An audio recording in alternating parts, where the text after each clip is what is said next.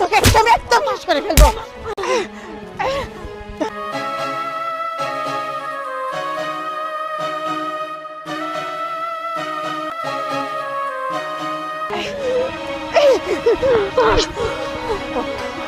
বলছি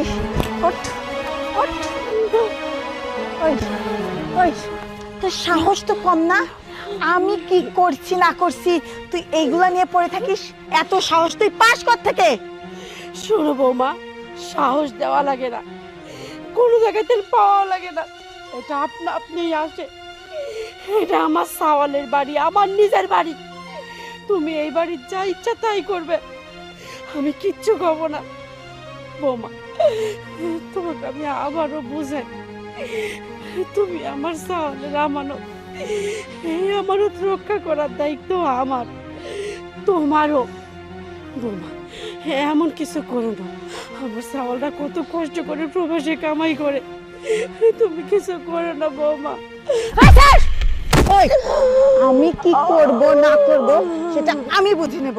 আর তুই কেন বুঝিস না যে তোকে আমার সহ্য হয় না?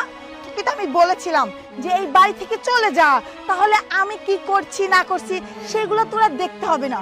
কিন্তু তুই যে তিতি বেহায়া, তুই তো এই বাড়ি থেকে কোথাও যাস না, উল্টো সবসময় আমার উপর নজরদারি করিস।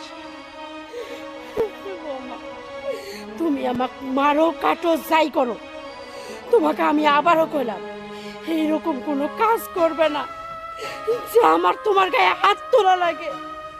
কি তুই আমার গায়ে হাত তুলবি? এই হাত দিয়ে না, এই হাত দিয়ে আমার গায়ে হাত তুলবি? শোন, তুই শুধু মুখে মুখে তর্ক করিস, তাই তোর এই অবস্থা করি। আর তুই আমার গায়ে হাত তুলবি আর তোকে আমি রেখে দেব? তোর ছেলে জানতেও পারবে না যে তার মায়ের সাথে কি হয়েছে।